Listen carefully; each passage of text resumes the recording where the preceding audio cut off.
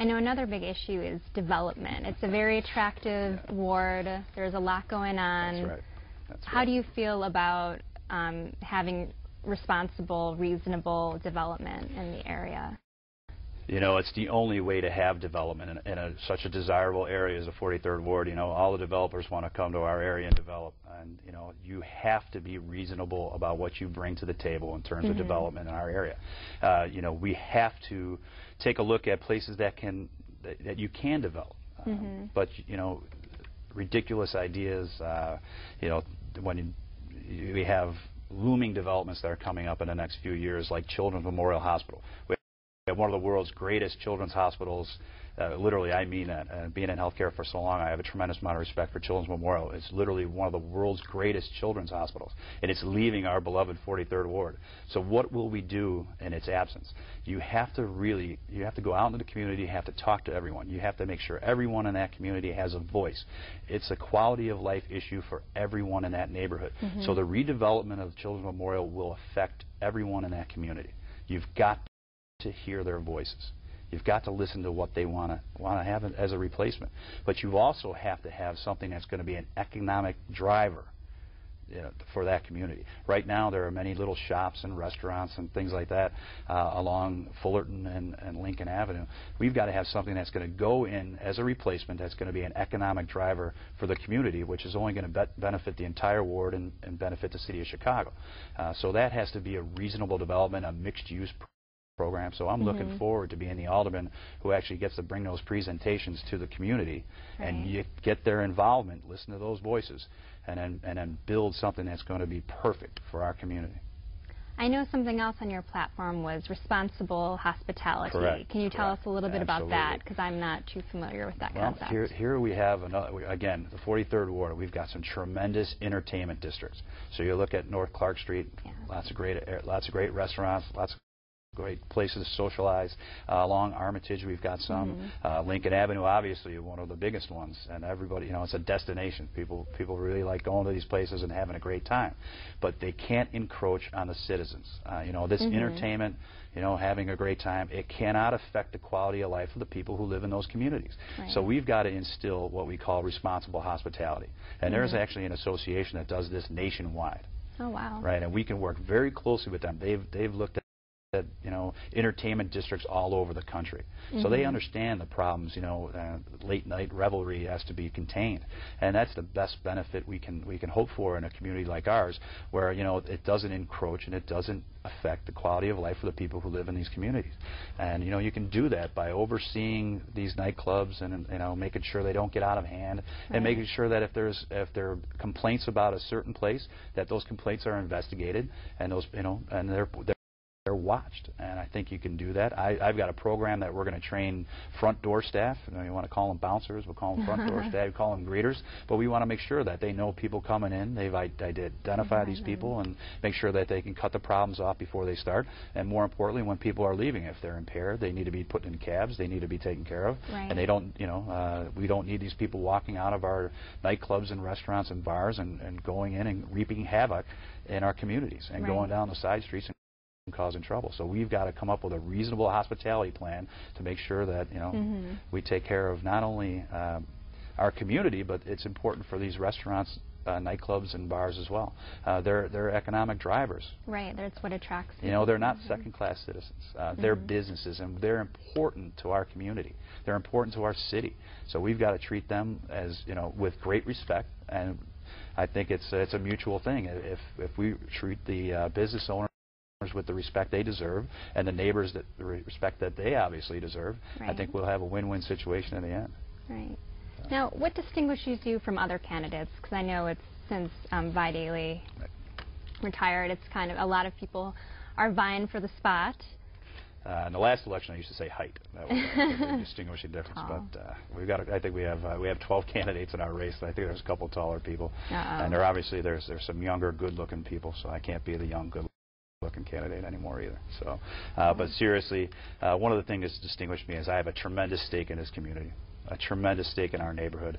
Our commitment is to stay in the place where we live, where my wife grew up, and we're going to raise our family. My children, my 7-year-old, my 6-year-old, they attend public school. They go to Ogden, the school my wife graduated from. And I feel that we've made this commitment to stay in our community. You know, we're not fleeing to the suburbs. Chicago is what we love. It's in our blood. This is where we're staying. So the difference here is that in 10 years, I'll still be in the 43rd Ward. This is my community. I'm making a tremendous commitment of raising my family here, and this is what I want to see for the future. You know. And why alderman and not maybe state senator or congressman? Yeah, I get that question a lot.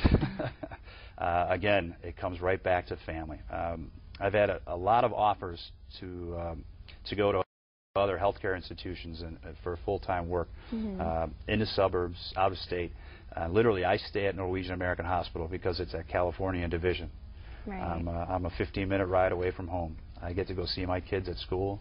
They're in chess club, which is I get to drive home from work and go see my kids at chess club. I get to see they're in their rock band class that they have. So I get to drive them to school every day. They have a rock band class? Yeah, it's 7 and 6.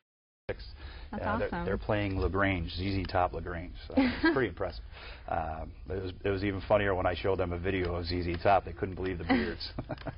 But it's a lot of fun, and I tell you, if I were to be a state rep or a senator, it would take me away from all those things that I love. You know, again, somebody asked me the other day, why am I running? I said, because I love my family, I love my community. It's one of the reasons why I'm running for alderman. So you want to stay very local and help the community. Absolutely. It's my commitment, as I said, living a life of service to others, and I've done this not just running for alderman and not just working for the hospital. I've been in hospital operations for a long time, and they asked me to take over our foundation because of my involvement with philanthropy citywide. Right. So. Oh wow.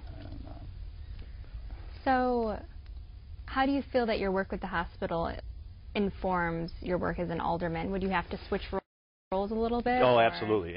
Being alderman would be my absolute full-time job.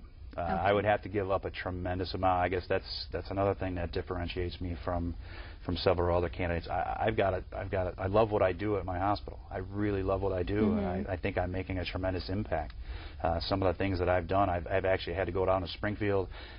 This year alone, I've gone to Washington, D.C. to just plead our case of why we need more funding to keep our safety net hospital alive. So I love what I do. Right. Giving that up, or any part of it, you know, is a tremendous sacrifice. But I think I'm willing to do that. The Caravan program that I started 2 years ago has enough funding to last for the next 2 years. So I can walk away from that feeling, wow, I've actually accomplished something tremendous, and I'm not going to walk away from it and just leave it to falter. It's going to be alive and well for the next 2 years. So I found that funding, which is a tremendous feat in this rough economy. You know, philanthropy has suffered so greatly in this dire economic situation that I'm very, very proud to have my Caravan program funded for the next 2 years. Right. So I will be walking away from something that I truly love, but it's also into something that's a tremendous challenge. You know, they talk about how tough it will be to be alderman in this new era, and I believe that this is a challenge that was put at my doorstep that I want to definitely grab, pick up, run with, and I know I can be successful. Now you talk about the economy. How has that affected the 43rd Ward? Are there issues with jobs or businesses that you want to address? Yeah, the 43rd Ward, you know, has no safety net around being affected from the rugged economy. There have been foreclosures, obviously not at the rate, and I'm not going to sugarcoat it. It's not at the rate at the rest of the city of Chicago. I mean, the 43rd Ward is obviously a special place and has not been as greatly affected. But one of the things that has been affected is our retail. Our retail areas, there are stretches along Clark Street, along Armitage, and you know it was just missing the curve just a little bit of lowering the lease rates. And I think that was just a course correction, simple economics.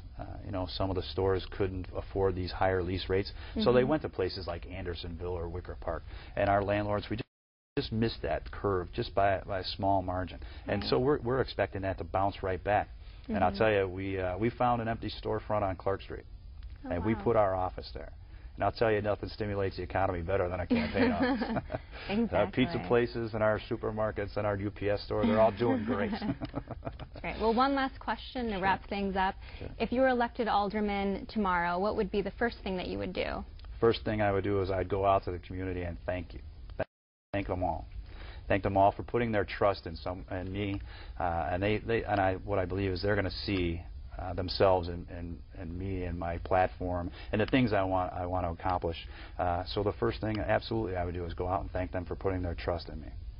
Great. Now, if anyone wants to contact you to get involved with the campaign, volunteer, do you have a website or contact information? Absolutely, absolutely. You can visit our website is Egan forward43.com. Our whole motto here is based on moving things forward. Our tagline is your ward, your voice, so you'll see that everywhere on our website and all of our printed materials. But I encourage you, please, if you're out there listening, watching, please go to eganforward43.com and come and join our team. We've got a fabulous group of residents that are behind us. We've built up a great team, and we're looking always for more teammates. So please take a look at the website, eganforward43.com. Please call our office, which is 773-327-4343. Great. Now, have you had a lot of volunteers coming out and We've had. It's been great, and just such an outpouring of support has been a tremendous boost for me. Being on the campaign trail is tough for some, but when you see the energy in others, it just revs you up. It's contagious.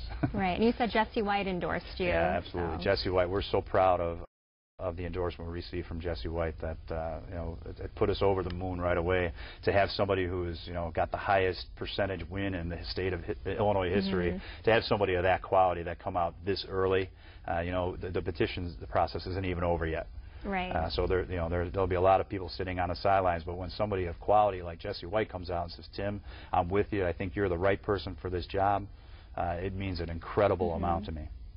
And have you had any other notable endorsements? Or? Vision Illinois is a group that I'm very proud to be associated with. So they've endorsed us. We have a very small community group that came together called 43rd Ward United Political Action Committee. It's made up of 43rd Ward residents who support us, and it's a small group that's growing every day. We expect that to make a significant impact in this election. So we've got a tremendous amount of support already. We've got some notable elected officials already on board with us, and we know that number is going to grow. Well, it's wonderful. Well, thank you so much, Tim, for joining us today. And I hope everyone out there is more educated now on their aldermanic candidates and will contact Tim Egan if they want to get involved with his campaign. And thank you so much for listening.